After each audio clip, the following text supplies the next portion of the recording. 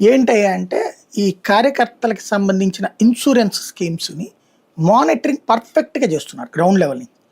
ఇప్పుడు కార్యకర్తగా కార్డు తీసుకుంటారు. ఇప్పుడు 14 లక్షలు ఎంతో ఉన్నారట. మొదట్లో 90,000 ఎంతో బిగినాయి, ఇప్పుడు 14 లక్షల మంది ఉన్నారట. వీళ్ళు ఇది తీసుకునేటప్పుడు సమ్ అమౌంట్ పే చేస్తారు, పరిమిత అమౌంట్ ఇన్సూరెన్స్ కూడా కలిపి పే చేస్తారు. దానికి మిగతాది ఈయన ఖర్చు పెడతారు. ఇప్పుడు 2 కోట్లు ఇచ్చారు కదా నిన్న, అది ఇన్సూరెన్స్ కోసం, గ్రూప్ ఇన్సూరెన్స్ అనమాట, ఒక ఏడాదికి. ఈ డబ్బులతో చనిపోతే ఎవరన్నా వాళ్ళు అంటే పార్టీ యాక్టివిటీలోనే చనిపోవాలని ఏం లేదు, సహజ మరణం అవ్వచ్చు, లేకపోతే ప్రమాదవశాత్తు మరణం అవ్వచ్చు, వాటికి సంబంధించి ఈ పార్టీనే ఇనిషియేటివ్ తీసుకుంటుంది. ఎవరు చేస్తున్నారో కానీ గొప్పగా మెచ్చుకోవాలి ఆ పనిని.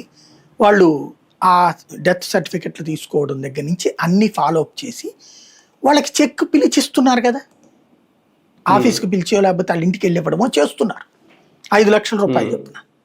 ఇది వీళ్ళు తెలుగుదేశం నుంచి స్ఫూర్తిగా తీసుకున్నారు. తెలుగుదేశంలో కూడా ఆ సిస్టమ్ ఉంటుంది.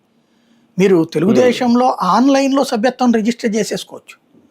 అంత మాత్రాన మీకేమి పార్టీ యాక్టివిటీకి ఏమి వెళ్ళరు. మీరు క్రియాశీలకంగా పనిచేసే వాళ్ళు 5 లక్షల మంది ఉంటే అట్లాగే సభ్యత్వం అన్నది 1 కోటి మంది, వాళ్ళందరికీ ఇన్సూరెన్స్ వర్తిస్తుంది.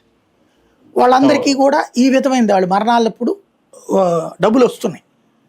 అదే కదా అనేక సార్లు చంద్రబాబు గారు కానీ లోకేష్ గారు కానీ తిడుతుంది ఎమ్మెల్యేలని, అలా చనిపోయినప్పుడు అది ఫాలో అప్ చేసి